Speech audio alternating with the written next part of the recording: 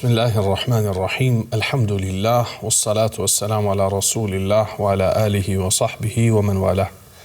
Shikues të dashur, assalamu alaikum wa rahmatullahi wa barakatuh. Takojmë në emisionin ton ku jemi duke u shoqëruar me shokët e pejgamberit sallallahu alaihi wasallam. Jemi duke mësuar për ta dhe jemi duke mësuar përmes tyre për fenë e Allahut azza wa jall.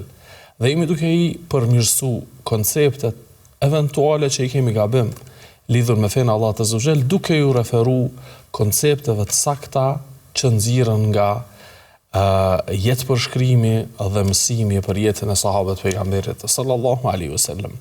Dhe zaten edhe qëllimi i mësimit për jetën e sahabëve të pejgamberit sallallahu alaihi wasallam, nëse kuptohet në një aspekt si jetë përshkrim dhe biografi, histori e disa njerëzve të caktuar dhe kaq, kjo është një keq kuptim dhe është një koncept shumë i gabuar që duhet përmirësohet.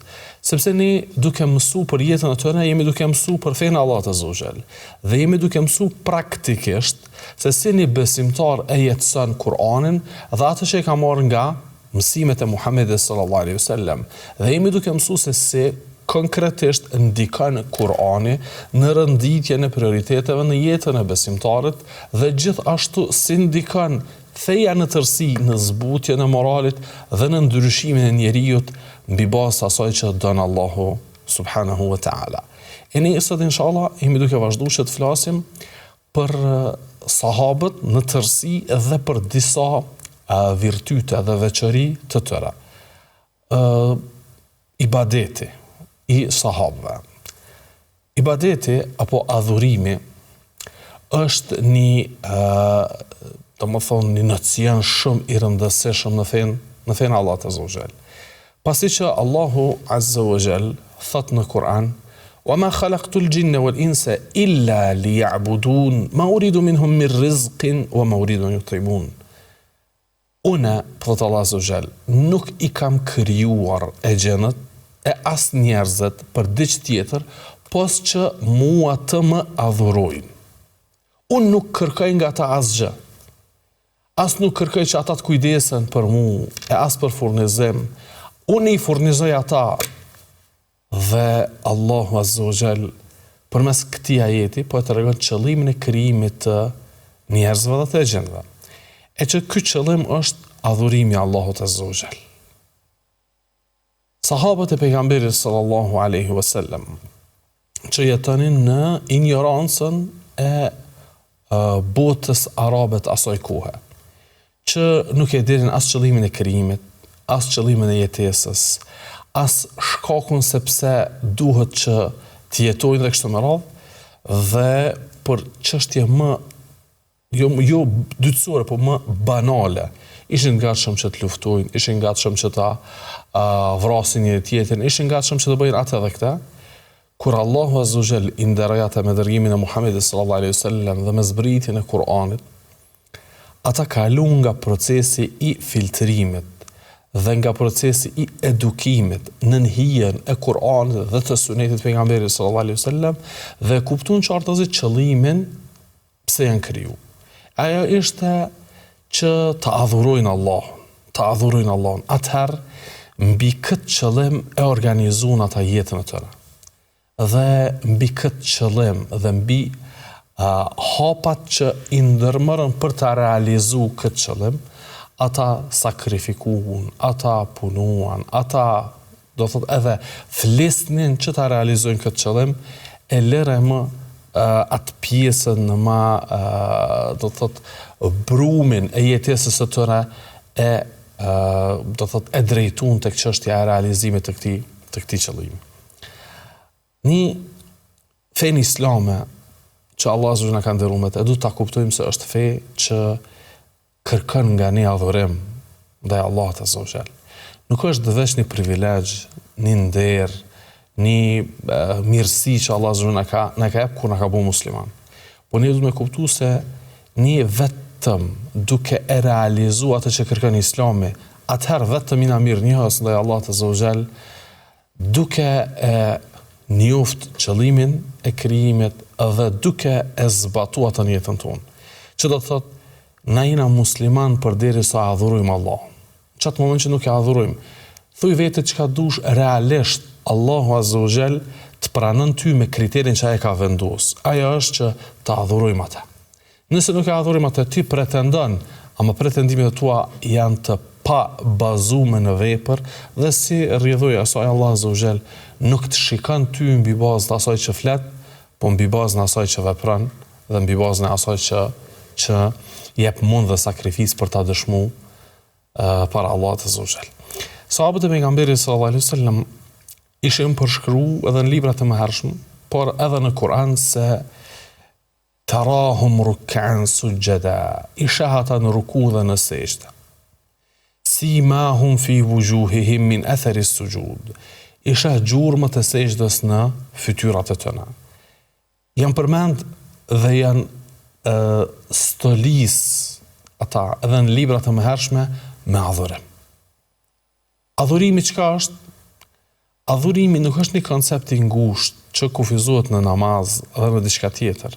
Adhurimi është një koncept i gjerë që e ngërthen jetën tonë prej fillimit deri në mbarim të saj. Krejt ajo do të më qenë për hir të Allahut Azza wa Jall. Qul inna salati wa nusuki wa mahyaya wa mamati lillahi rabbil alamin. Thuaj namazi, kurbani, jeta dhe vdekja ime, gjitha këto janë veç për Allahun Azza wa Jall, Zotin tam që e adhuroj, e të cilit kur ortak dhe shirk nuk i bëj. Kështu që koncepti i adhurimit është shumë më i gjerë, po brenda saj ka diçka që quhen el-ibadat el-mahdha, adhurime të pastra. Apo ato janë sikur se namazi, agjerimi, e sahabët e pejgamberit sallallahu alaihi wasallam tër jetën e tyre e shndruan në adhurim e në mënyrë të veçantë jepën në rëndësi dhe i kushtuan vëmendje çështjes së adhurimeve, të cilat ndikonin drejt për së drejti në kryerjen e rolit të tyre si rob edhe si krijesa që janë krijuar me një qëllim të caktuar, që është adhurimi Allahut Azza wa Jall. Kështu që unë nuk po dëshiroj me zgjat më shumë me parathënie, por po kaloj tek shembujt konkret të ibadetit të sahabëve. Dhe siç është transmetuar nga vet Aliu radhiyallahu anhu dhe të tjerët nga sahabët, po edhe nga dietarët e hershëm të gjeneratave të para, se rrugtimi jonë është i gjatë dhe stacioni ku do të ndalemi është shumë larg dhe ky rrugtim dhe arritja deri në cakun dhe në stacionin e pushimit kërkon furnizim, e furnizimi më i mirë është ibadeti. Furnizimi më i mirë për udhimin ton drejt takimit me Allahun Azza wa Jall. Faman yarju liqa'a rabbih, kush shpreson në takim me Allahun Azza wa Jall, falyamal 'amalan salihan, let punoj punë të mira. Let bëj ibadet, let adhuroj Allahun Azza wa Jall. Ai që shpreson takim, e ai që nuk shpreson takim, a ka më shpëtu nga takimi? Asesi. Por ata kanë me urrejt vetën e tyre dhe kanë me urrejt çdo frymarrje që e kanë marrë e që nuk janë përgatit për atë ditë të madhe dhe atë moment shumë të vështirë dhe kritik, po gjithashtu edhe atë moment dhe atë çast të pashmangshëm që është takimi me Allahun Azza wa Jall. Kush ka bu mirë, do të gjej shumë më mirë. Kush ka bu keq, do të gjej atë që e ka vepruar. Wala yadhlimu rabbuka ahada, dhe Zoti jot askujt s'ka për t'i vë padrejti.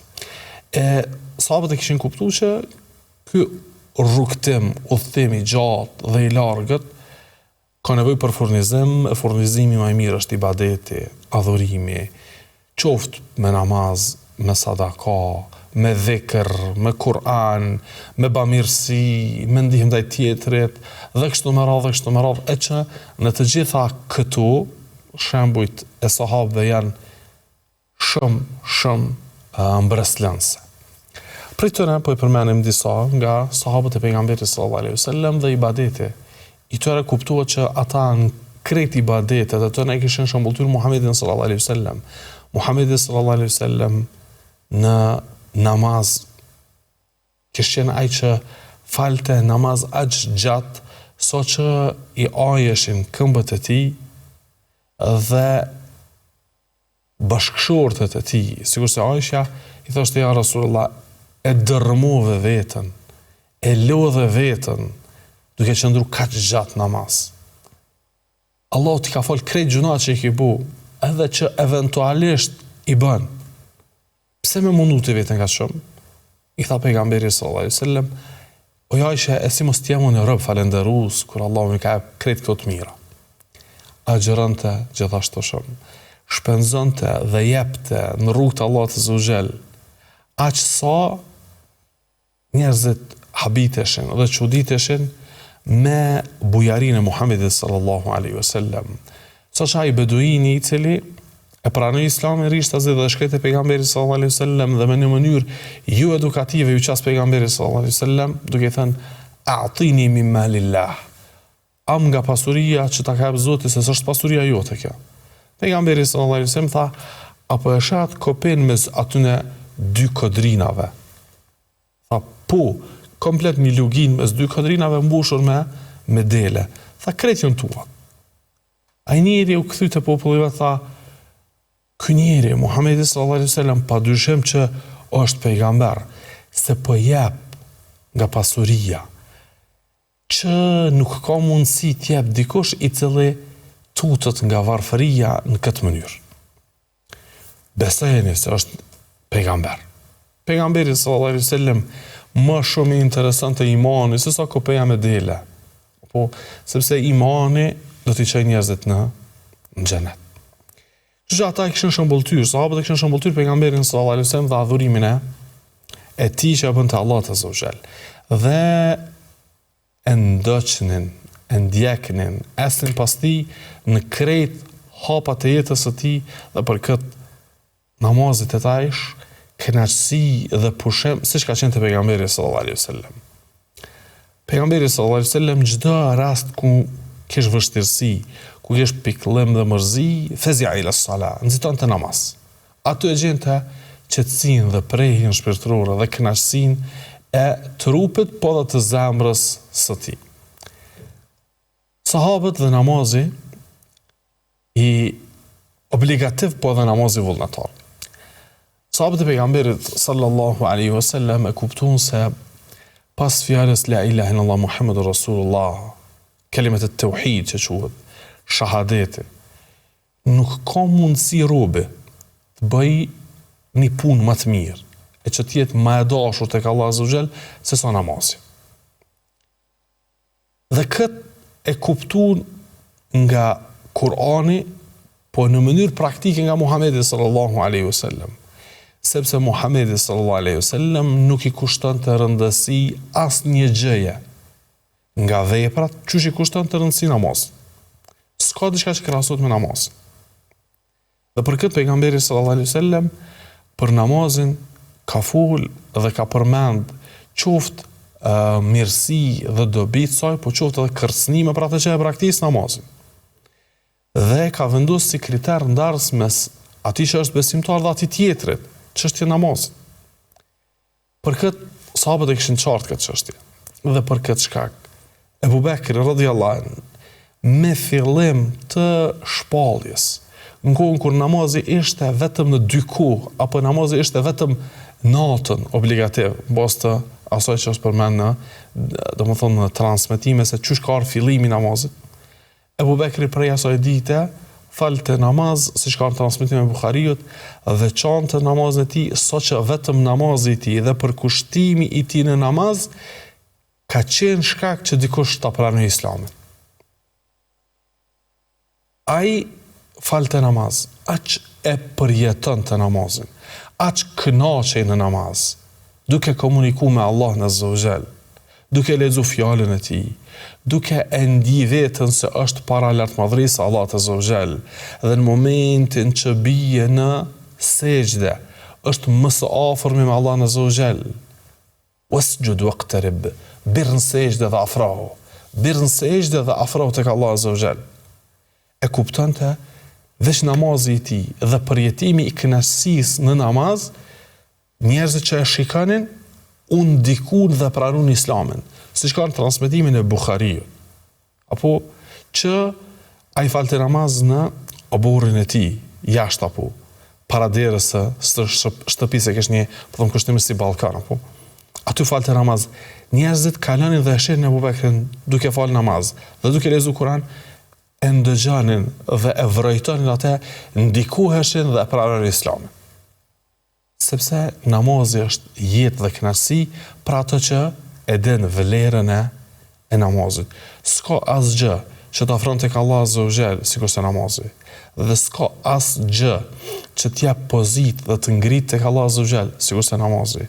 Dhe s'ka asgjë që ndikon në shlyrjen e mëkateve dhe largimin e tmetave tua dhe përmirësimin tën sikur se namazi. Inna salate tanha anil fahsha'i wal munkar. Namazi të ndalon nga punët e këqija dhe të kota dhe fjalët e pesta dhe veprat e ulta. S'ka sikur se namazi. Për këtë ata falnin namaz dhe namazin e përjetonin. Apo Omeri radhiyallahu anhu. Omeri radhiyallahu anhu në namaz u godit nga ana e Abu Lu'lu'at al-Majusi dhe u shtkryej atentati famkeq ndaj tij, ndaj Omerit radhiyallahu anhu. Dhe rrëdhte gjaku nga trupi i tij. Dhe i rat fekt, e humbi vetdijen. Por ishte namazi i sabahut, që koha e tij është shumë e ngushtë. Dhe ajo filloi që të rrezatoj, po them kushtimisht, ajo drita që i paraprin lindjes së diellit. Filloi që të ndriçohej. Njerëzit e shihnin Omerin të shtrirë dhe pa vetdije, por në njëjtën kohë namazin se kish fal. I thanë, si të veproj me Omerin, se namazin se ka fal, ndërsa hala ka ku. Tha Ibn Abbasi, radhiyallahu anhu, tha unë e di që nëse ja përmenim Omerit një fjalë, përderisa nuk ka vdek, ajo fjalë ka me ndiku që mu kthy ai në jetë. I thanë, çka është ajo? Ibn Abbasi ishte i ri, po e shoqëronte Omerin dhe Omeri e donte shumë atë. Që do thotë e njefte Omerin mirë, Ibn Abbasi. I tha, nëse i themi Amir al-Mu'minin, as-sala, as-sala, o prisi besimtarve, namazin se ki fal, nëse është për me rënu, për mu kthy një jetë, që kjo fjalë ka me qenë shkak që ai mu kthy. Nëse nuk përgjigjet, dije që ka vdek. I thanë, as-sala, as-sala, Amir al-Mu'minin, namazin o prisi besimtarve. I hapi syt dhe tha, e sallen nas, njerëzit e falin namazin, apo? Thanë po. Tha, la hadha fil islam liman taraka as-sala. S'ka hise në islam ai që s'fal namaz. Dhe në qatë gjendje, si shkojnë për shkrim, e fali namazin, Omeri radhiyallahu anhu, wa jurhuhu yath'ubu dama, dhe varra e tij i rrëdhte gjak. Nuk ka, namazi është e barabartë me jetë për besimtarin. S'ka namazi bie që ka vdekaj. Apo për këtë namazi është ibadeti kyç. Ata të cilët dëshirojnë me ngjall zemrën e tyre dhe më jep kuptim dhe shije çdo gjëje, le të rregullojnë raportet e tyre me namazin. Dhe Allah Azza wa Jall namazin e ka bu tregues shumë të saktë të gjendjes sate. Dhe e kalon 5 kohë të ndryshme të ditës dhe të natës. Që ti vazhdimisht me kontrollu veten dhe me kontrollu dhe me rishikur raportin tënd me Allahun Azza wa Jall. Nëse ki ngecje në një prej namazave, s'quhesh me fal sabahun, apo të ikë në një namaz tjetër, si shka keni angazhimi, shoqërimi, loje, diçka tjetër. Dije që ti je mudajjir lis-sala. Ti ke hup namazin. Ti atë marrëveshjen mes teje dhe Allah Azza wa Jall, se ki menajt besnik ndaj ti, e ke shkel. Me një namaza, me një namaz. Për këtë shkak, namazi është tregues se ku jeti në raport me Allahun Azza wa Jall. Qatë moment që thërret thirrsi Allahut që ti mi përgjigj atij. Thirrsi Allahut Azza wa Jall është çdo kush që thret në hayya ala sala, hayya ala falah.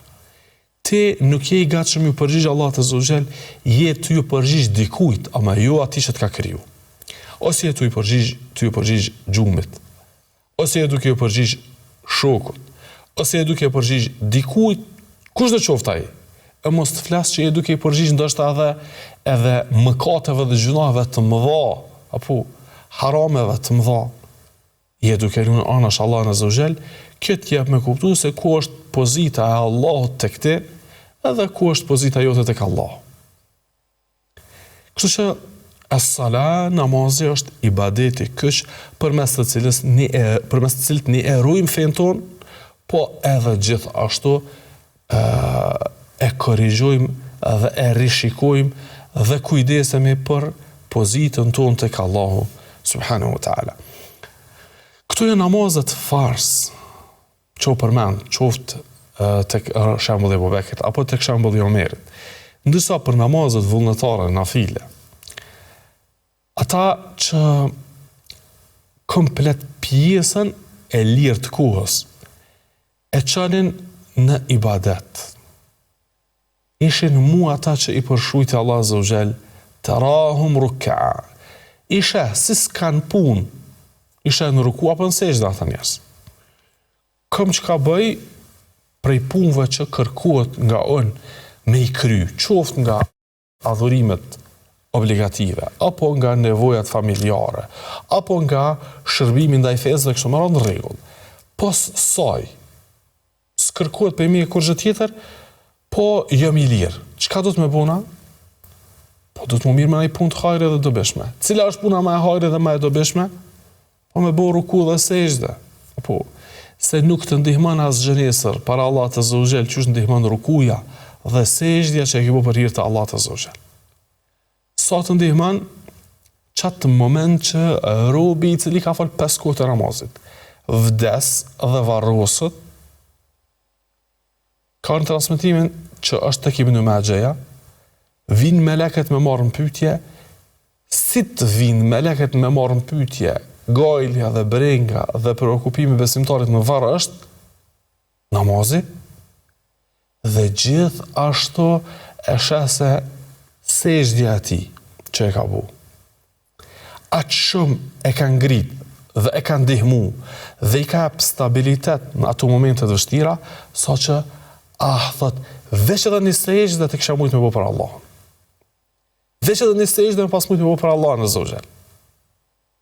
Wasjud waqtarib.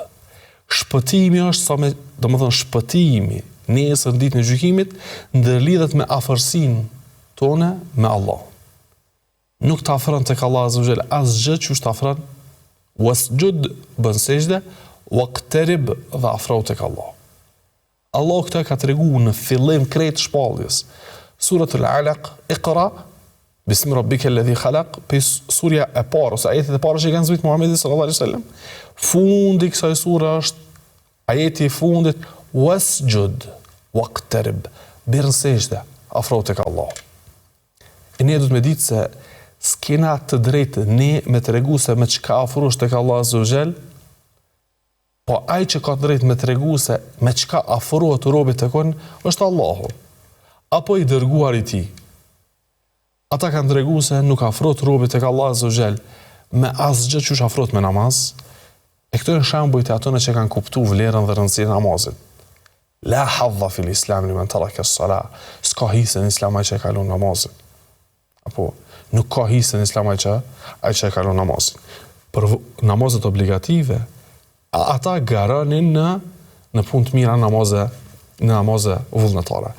Po kaloj nga sahabët e mëdhaj tek një sahabi i cili është padyshim i madh, edhe pse nuk është i njohur për neve.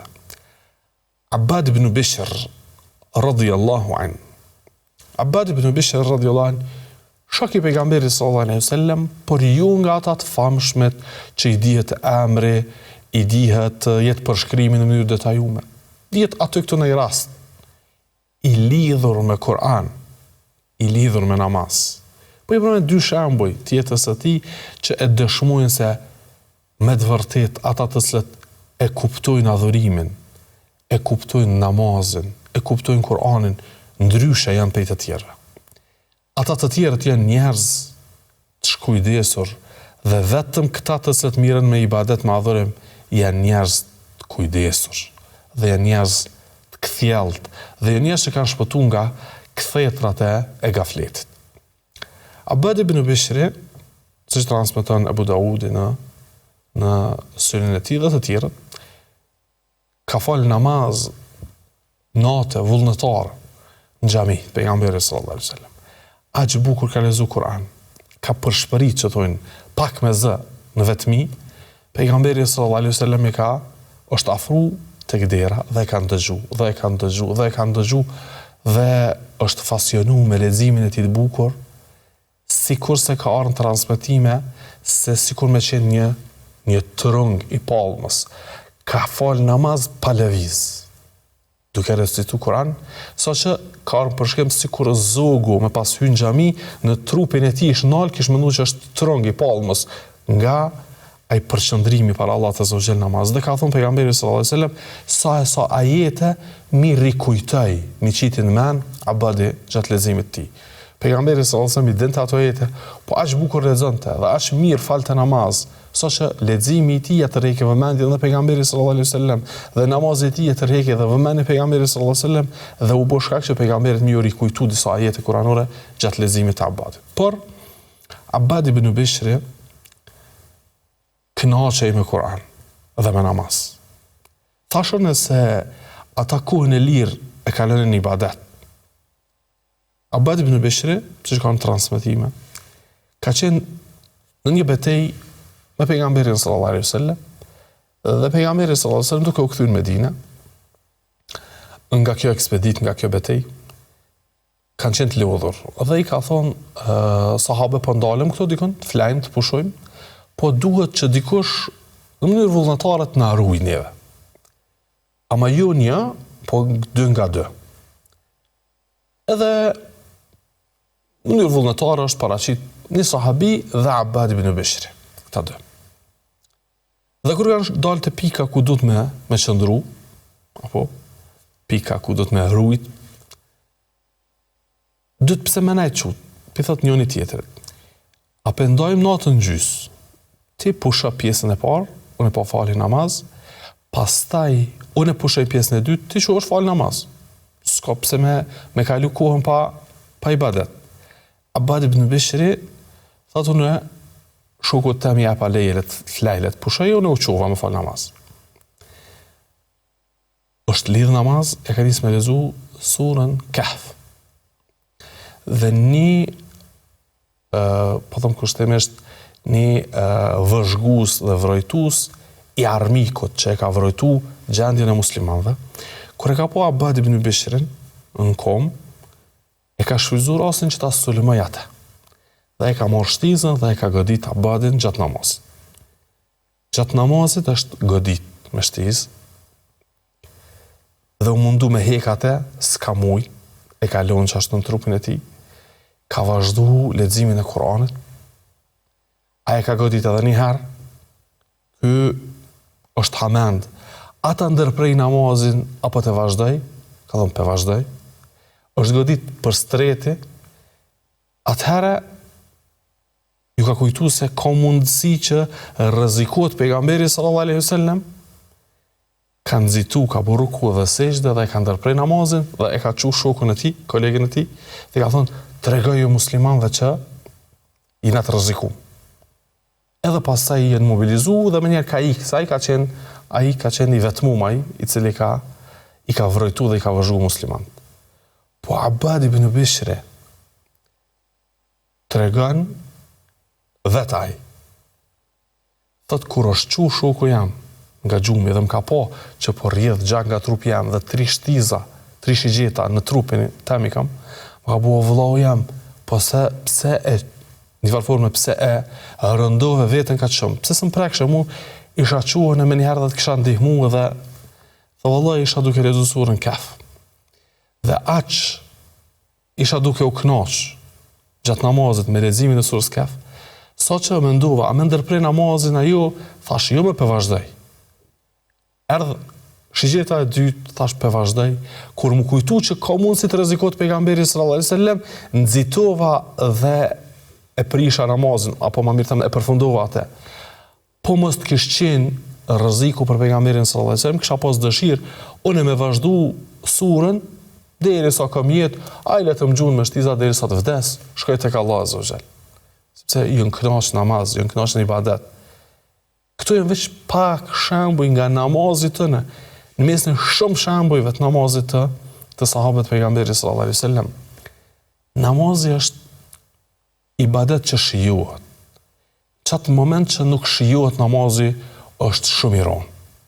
Allahu azza wa jalla thot: "Wa innaha lakabiratun illa 'ala al-khashi'in." Me të vërtetë namazi është shumë i madh, edhe i rëndë. Vetëm për ata që e kryjnë me frikë, respekt ndaj Allahut është i lehtë. Por ndryshe, agjerimi i Ramazanit është shumë më i lehtë sa mi fal 5 kohë të namazit. Edhe pse agjerimi është 5 motor, 5 kohë të namazit janë 25 minuta më shumëti, ama është më i rëndë. Kush ka mundësi mbi përballë kësaj? Ata që e kryjnë atë me kënaqësi, ata që e kryjnë atë me përkushtim, ata që e kryjnë atë duke e përjetuar momentin dhe çastin kur thon Allahu Akbar, e lojnë dynjan prapa dhe largohet perdja mes tyre dhe Allahut azza wa jall dhe komunikojnë drejt për drejti me ta. Shikoj të dashur, po ndërprejmë, po bëjmë një pauzë që të kthehemi të përmendim edhe disa shembuj të ibadetit të sahabëve, e që këto shembuj na shërbejnë veç për me u ngrit ai aspekti imanor tek ne dhe vetdia jon dhe ambicjet tona që të ecim edhe në rrugës së sahabët pejgamberit sallallahu alaihi wasallam.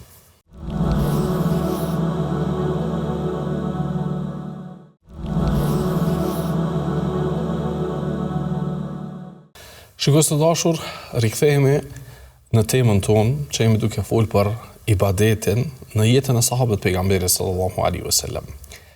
Për sahabëve që shuhej me raportin dhe lidhjen e tij të fuqishme me Kur'anin ishte Uthmani radhiyallahu anhu. Uthmani radhiyallahu anhu, për të cilën thotë Ibn Omeri, ajeti kuranor: "Amman huwa qanitun ana al-layli sajidan wa qa'ima yahdharu al-akhirata wa yarju rahmat rabbih." Ai, Allahu azza wa jalla thot, ai person i cili qëndron gjatë gjithë natës në këmbë, në qiyam, edhe në sejdë, me frikë dhe me shpresë, është për qëllim Uthmani. Ai person që është përmend këtë ajet në surën Zumar, thot Ibn Omeri, është për qëllim Uthmani radhiyallahu anhu. Uthmani radhiyallahu anhu shquhin mes në sahabëve me namazet e tij të gjatë. Sa që ka ardhur me transmetime të cilat e arrin shkallën e asaj që njihet në shkencën e hadithit tawatur, kulmi i saktësisë së përcjelljes së lajmeve, kur transmetohet nga një numër i konsiderueshëm dhe i besueshëm i njerëzve. Gjithashtu, nuk ka mundësi të përgënjeshtrohet një lajm i tillë, meqenëse lajmet sakta ka arrit tek ne lajmi që Uthmani ka bu hatme në namaz nate, brenda natës, apo në vitrin e tij, apo në rekatin tek të vitrit të tij. Ka bu hatme Kur'anin për një natë, edhe atë në namaz. Qëndrim në kom me orë të tëra duke e lexu fjalën e Allahut azza wa jall. Ai radhiyallahu anhu është shqu shumë me leximin e Kur'anit. Kur'ani është litari Allahut azza wa jall i zbritur në tokë. Ai që dëshiron mu lidh me Allahun azza wa jall lidhet me Kur'anin. Apo wa'tasimu bihablillahi jami'an, kapuni për litarin Allahut azza wa jall që të gjithë ju, nëse dëshironi shpëtim, nëse dëshironi shpëtim nga lajthitja, nga përçarja, nga devijimi, kapuni për litarin Allahut azza wa jall. Litari Allahut azza wa jall është Kur'ani. Ai që dëshiron me angazhu veten me dhikr, s'ka dhikr më të dobishëm se sa Kur'ani. Ai që dëshiron me largu vezvese dhe cytje që ka mundësi të ndodhin, nuk largohen ato me asgjë tjetër, sikurse me Kur'an. Ai që dëshiron shërim, ai që dëshiron shëndet, ai që dëshiron rizq të mirë dhe të mjaftueshëm, le të shton leximin e Kuranit. Siç kanë thonë disa nga të parët tonë, kullama zidtu fi hizbi zada Allahu fi rizqi. Sa më shumë që e kam shtu hizbin, atë pjesën që e kam lezu nga Kurani brenda ditës, aq më ka shtu edhe Allahu rizqun. Ti shtoja, ai ta shton, sepse je duke u angazhuar me leximin e fjalës së tij, leximin e librit të tij, që padyshim se krejt udhëzimi dhe krejt bereqeti dhe krejt hajri është në atë libër që Allahu e ka quajtur Kitabun Anzalnahu Ilejke Mubarak, këtë libër që ta kemi zbritur, i cili është krejt bereqet, krejt dritë dhe krejt nur. Uthmani radhiyallahu anhu lexonte Kur'an shumë. Krahas namazit të gjatë edhe lexonte Kur'an shumë. Po çdo shkruaj 10 shpërblime, po më shumë se sa shpërblime janë ato të cilat u përmendën nga bereqeti, nga drita, nga udhëzimi, nga kuptimet që i përfiton prej këtij libri. Megjithatë, thoshte: Wallahi law tahurat qulubuna ma shabi'at min kalami rabbina. Wallahi ti kishin pas këto zemra të pastra, si ishin ngop nga fjala e Allahut. Aq shumë lexonte dhe prap e akuzonte veten se si kena zemrat e pastra, për këtë edhe s'po përfitojmë nga Kurani. Çka është halli dhe derti me ata të cilët as nuk e lexojnë? E lemo që as nuk e praktikojnë. Për këtë, sahabët e pejgamberit sallallahu alaihi wasallam e kishin kuptuar mirë dhe drejt dhe qartë se na i na kriju për me adhuru Allahun. I na kriju për me jetu që shdën Allahu. I na kriju që me rujt kohën, mos me quate në gjërat të cilat nuk na bëjnë dobi. I na kriju që kudo që të jeton ti dhe kudo që të frymon ti, kudo që të shkon ti, me shku me identitetin tënë si musliman që e ki gajle adhurimin, ibadetin. Ju jam pushim, s'ka ibadet, ja. Unë jam në pushim nga punët e dunjas që mu angazhu me ibadet ma shumë. Se na nuk kena pushim do më thonë nga ibadetet. S'ka pushim nga ibadetet, ka pushim nga punët e dunjas që mu angazhu me ibadet. Sepse s'ka mundësi me qene kundërta. Për këtë, sahabët e pejgamberit sallallahu alaihi wasallam e kuptojnë se ibadeti është pjesë e pandashme e jetës së tyre. Edhe ate liroheshin nga shumë punë që të kenë mundësi dhe të kenë kohë për ibadet sa më shumë. Ibn Omeri radhiyallahu anhu është pyet Salim edhe gjithashtu Nafi, njëri shërtor, shoqërues, nxans, tjetri biri i Ibn Omerit. Çka vepronte Ibn Omeri?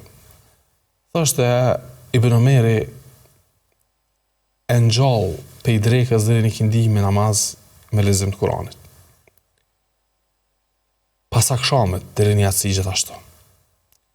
Gjatë natës 4 apo 5 herë bjen flan, i del gjumi, merr abdes, fal 2 rekate, prap kthehet bjen flan, çohet, merr abdes, lexon Kur'an, bjen flan. Kush për jush ka mundësi të veprojë diçka që vepronte Ibn Omeri? Pastaj kjo ishte nata. E dita tëna është përplot me qoftë me dije të dobishme që e kanë përhap, qoftë me përhapje të fesë së Allahut Azza wa Jall në forma dhe në mënyra të ndryshme, qoftë me urdhërim për të mirë, ndalim nga e keqja, vizitë tek ata të cilët duhet të vizitohen, ndihmë ndaj atyre që duhet të ndihmohen, dhe kështu me radhë, krahas saj shumica të në agjeran. Omeri radhiyallahu anhu, që çdo djali tina, nuk ka vdek Omeri vetëm se periudha që i ka parapri vdekjes së tij në 2 vitet e fundit kanë yesumu dahr, ka agjeru çdo ditë. Ama bukfalisht çdo ditë me përjashtim ditëve që është ndaluar me agjeru. Aisha radhiyallahu anha gjithashtu ka agjeru çdo ditë. Numri konsiderueshëm i sahabëve kanë agjeru çashtu gjatë formë. Pse kanë kuptuar tash pasi që i kemi bërë do vjet. Ne e dim se tash nuk kthehet fuqia e rinis, po vdekja afrohet çdo moment dhe çdo çast. Mu koni përgatitën, sa më nxen vdekja në shtrat të flajt, le të më nxen sejdë. Sa më nxen vdekja të hongër bukë, le të më nxen agjerushëm. Se nuk ka, si që thonë djetarët, ajo që ka me ndodhë është e përcaktume. Si nga aspekti i shëndetit, apo i smundjes, i frikës, apo i sigurisë, i të tjerave, apo gjendjet e njerëzve.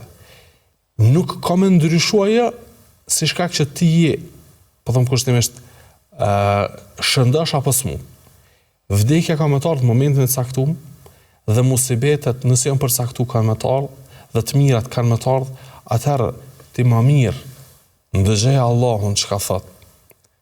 Edhe mundohu me arrit kënaqësinë e tij, se nuk e din përcaktimin e tij, apo ama e din se me çka arrit kënaqësia dhe xheneti i tij, mundohu këtu, ndërsa në anën tjetër mos u merr me ato që i ka përcaktuar Allahu Azza wa Jall për ty, se ato kanë menduar gjithsesi. Për shembull, nëse Allahu Azza wa Jall ka caktuar për ty me qenë i pushueshëm, apo prishja e gjumit natës nuk ka më ndiku që me qenë ti i lodhur, sepse Allah ka caktuar që me qenë i pushueshëm ti. Po gjithashtu nëse Allah Azza wa Jall ka caktuar me qenë i pasur, dhënia dhe shpenzimi në rrugt të Allahut nuk ka më ndiku që ti mu varfëru. Kështu që këto janë çështje të preme dhe të kryme. Ama ne duhet me kuptu se pa ibadet nuk duhet të paraftyrohet jeta jonë, jo jeta, po as dita e as çasti, as momenti jonë. Veç se duhet ndoshta me bo një kombinim mes një ibadeti dhe tjetrit që vazhdimisht me kalu prej adhurimit në adhurim, edhe një farforme me largu atë monotonin që ka mundësi me godit diken. Ndërsa, me pas hapësira, boshllëqe, vakume, që tu s'ka ibadet në jetën tonë. Pe i mas drekës dhe një kindis qa me bonës, kam që bëj ibadet këto. Unë namazin e fala, po dhe i namazin tjetër, besimtari nuk ka jetë tillë me vakume. Jeta e ti krejtësisht është për Allah Azza wa Jall. Le muaj që s'ka namaz në jetën e ti, ku kam ja dëshmu Allah Azza wa Jall që jetan për hir të tij dhe është mirë njerëz ndaj të mirave që Allah Azza wa Jall e ka. Abdullah ibn Amr ibn As radhiyallahu anhu, i cili me namaz, me agjerim, me lexim të Kur'anit, ka arrit deri te një pikë që pejgamberi e ka qortu. Nuk bën o Abdullah ka shumë, as namaz me falë, as agjerim, se kam rrit tek te vijat, po them kushtimisht, te vijat ma ekstreme. Pejgamberi sallallahu alaihi wasallam ka përmirësu dhe ka zbrit në nivelin normalës dhe ai në çat gjendje ka jetuar edhe 60 vite. Apo prej 20 vjet kur i ka pasur 22 deri kur i ka pasur 82 vjet, apo afër saj kur ka ndrur jetë, kurse ka ndryshuar rregullin as namazit, as të agjerimit, as të leximit të Kuranit dhe kështu me radhë, sepse e ka kuptuar që këto janë ato që na nevojiten më shumëti. Dhe mos mendojmë që feja është e kufizuar vetëm në këto që u përmendën, ama këto janë ajka dhe boshti i fesë tonë. Krahasoj morali i mirë, sjellja e mirë, gjitha ato gjenden tek ata të cilët kanë raport mirë me Allahun Azza wa Jall, ndërsa te ata të cilët nuk kanë raport me Allahun Azza wa Jall, me namaz, me ruku, me sejdë, me agjerim, me Kur'an dhe kështu me radhë, ato janë vetëm sikurse një sarab në shkretir që shihet një fotomorgani, thonë, duket se ka diçka ujë, po kur arrin atje nuk ka asgjë përveç thatësirës, apo e njerëzit të cilët nuk e kanë imanin, dhe se kanë namazin, dhe se kanë agjerimin, dhe se kanë fundamentet e fesë, nëse kanë diçka nga sjellja e mirë, nga, po them kushtimisht, disa virtytet morale dhe kështu me radhë, ato veç e mashtrojnë diken, se realisht i shpëtuari është ai që i plotson kushtet që Allahu Azza wa Jall ka vendosur për me qenë shpëtuar. Ato janë innal ladhina amanu wa amilu salihati tuba lahum wa husnu ma'ab. Ata të cilët kanë besuar dhe kanë punuar punë të mira, apo kanë adhuruar Allahun Azza wa Jall, kanë bërë ibadet, për ta është tuba edhe përfundimi i mirë. Çka është tuba? Për ta është xheneti dhe ajo hija e gjatë e një pemë. Tuba që quhet wa husn ma'ab dhe qëndrimi i mirë. Për të tjerët nuk ka ndaj premtim nga ana e Allahut azza wa jall. Unë thras që të gjithë ata të cilët na ndëgjojnë, na shikojnë, që të rishikojnë edhe një raportet tëne me besimin, me adhurimin ndaj Allahut subhanahu wa taala, e nëse shohin që kanë mangësi ta përmirësojnë veten para se mu bo vonë, para se me thonë o Zot, më kthe se ka me bo punë të mira. E ai i cili e din se ka me thonë kështu, pse me prit atë moment që nuk pranohet kërkesa e tij, e mos me punu në këtë kohë kur është mundësia e tij. Allah azza wa jalla na përmirësoj gjithëve. Me kaq që përfundoj, këto ishin shumë shkurt disa shembuj të ibadetit të sahabët pejgamberit sallallahu alaihi wasallam. Me kaq që përfundoj, wallahu a'lam wa sallallahu wasallam ala nabiyyina Muhammad.